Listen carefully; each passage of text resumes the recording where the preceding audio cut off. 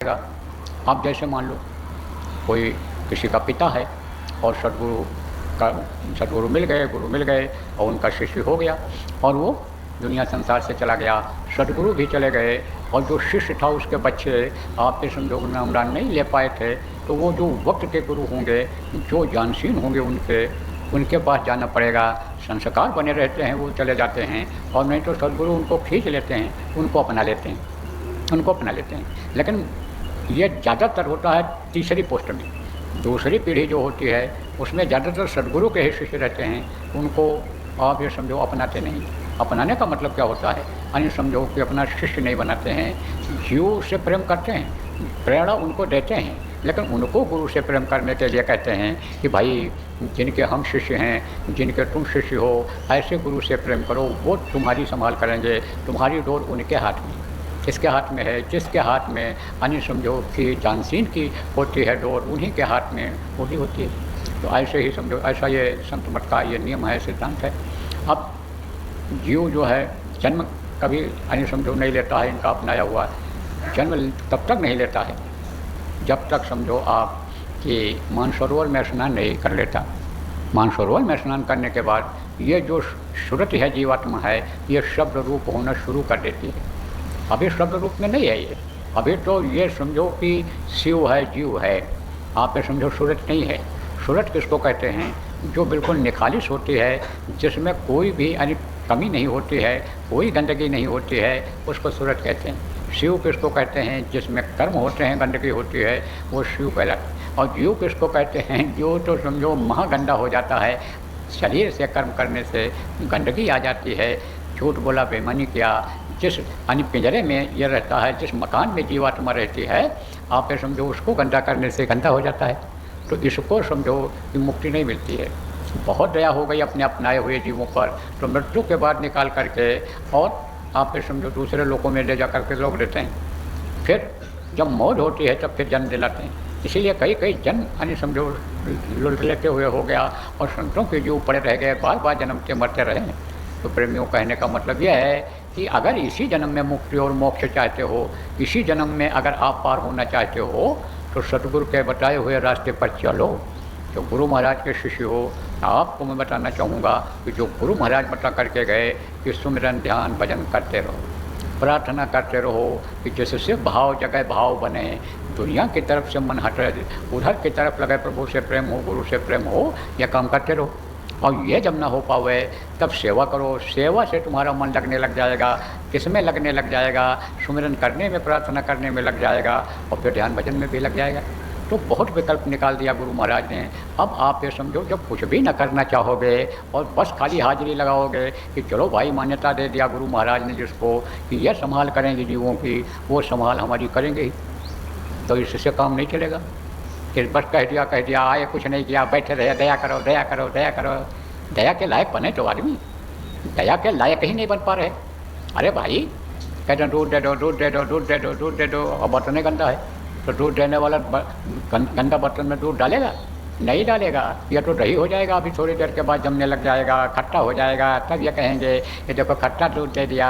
इसलिए बर्तन तो साफ़ करो, अंतरात्मा को तो साफ़ करो। अंतरात्मा कैसे साफ़ होगी? किसी से साफ़ हो, सेवा के द्वारा साफ़ होगी, प्रार्थना के द्वारा सफाई होती है, ध्यान और भजन सुमिरन के द्वारा सफाई होती है। तो अंतरात्मा को साफ करना पड़ेगा। अब ये ज़रूर है कि ये जो गांव के लोग हैं, ये जो सीधे साधे लोग हैं, ये जो देवियाँ बैठी हैं, इनके समझ में ये बात सबके नहीं आ रही हो, पूरा सत्संग समझ में नहीं आ रहा हो। इनको यही बता दो भाई, बहुत आसान तरीका बता दिया गया है कि प्रार्थना बोलो, याद कर लो। ना कोई पढ़े हो तो सुनते सुनते याद हो जाता है। साहित्यिक सत्संगों में प्रार्थना बोली जाती है। आप ये समझो प्रार्थना साधना शिविर में शुरू होने से पहले बोली जाती है, तो प्रार्थना सुनते सुनते याद हो जाता है, तो उसको याद कर लो। प्रार्थना अंतर से बोलो, आवाज़ आपकी वहाँ पहुँच जाए। खाली मुँह से रटते रहो, बोलते रहो नहीं, तो कम से कम प्रार्थना सबको याद होना चाहिए। जो प्रार्थना याद होना चाहिए तो प्रार्थना करो और सुमिरन सीख लो, ध्यान सीख लो, भजन सीख लो। यह बहुत आसान है, कोई भी कर सकता है, चाहे पढ़ा लिखा हो, चाहे अनपढ़ हो, चाहे गरीब हो, चाहे अमीर हो, सब कर सकते हैं। अमीरों को थोड़ा कम भाता है। क्यों कम भाता है? इनका मन पैसे में ही लगा हुआ है, घर मकान में ही लगा हुआ, पद पोस्ट में ही लगा हुआ है मन। तो जहाँ आशा तहाँ बासा पाया, लौट चौरासी आया। जहाँ पर मन लगा हुआ है वही भोगने के लिए फिर आना पड़ेगा। बहुत से लोग रुपया पैसा रख करके चले जाते हैं, किसी को बताते नहीं हैं। अब मन वहीं लगा रहा इकट्ठा करने में, रुपया पैसा इकट्ठा करने में ही ज़िंदगी बीत गई। तो मरने के बाद क्या बनते हैं? सांप। सांप की योनि मिलती है। सांप की योनि मिलती है तब क्या करते हैं? उसकी रखवाली करते हैं। किसकी रखवाली करते हैं? उसी धन की। भक्ति कर नहीं पाते हैं क्योंकि धन के लोभ में है, धन बढ़ाने में लगे हुए हैं, उसी में फंसे हुए हैं। पर प्रतिष्ठा कैसे बढ़ाए उसी में लगे हुए हैं। तो जिन आशा तिन पाशा फिर वही भोगने के लिए आना पड़ता है। लौट लौट 84 आया, लौट लौट करके इसी 84 में आना पड़ता है। कहा ना कबीर साहब कि कबीर गुर की भगत बिन नारी कुकुरी होए, गली गली भूकत फिरे टूक न डाले। कुटिया बन जाती हैं ये औरतें। आप गली गली भगती रहती हैं, भोगती रहती हैं, इधर उधर घूमती रहती हैं, टूक न डाले कोई। आवारा कुत्तों को कोई कुछ खिलाता है? बस इधर उधर घूमते रहते हुए, जो मिल जाता चाट लिया, जो मिल जाता खा लिया, जहाँ मिल जाता पानी पी लिया। नहीं भी शुद्ध पानी मिला तो नाली का ही पानी पी करके जिंदा रहते। तो ये कोई जीवन है? यह सब हो जाना पड़ता। कबीर गुर के भक्त बिन राजा गधा होए, माटी लाटे कुम्हार का आकाश न डाले कोई।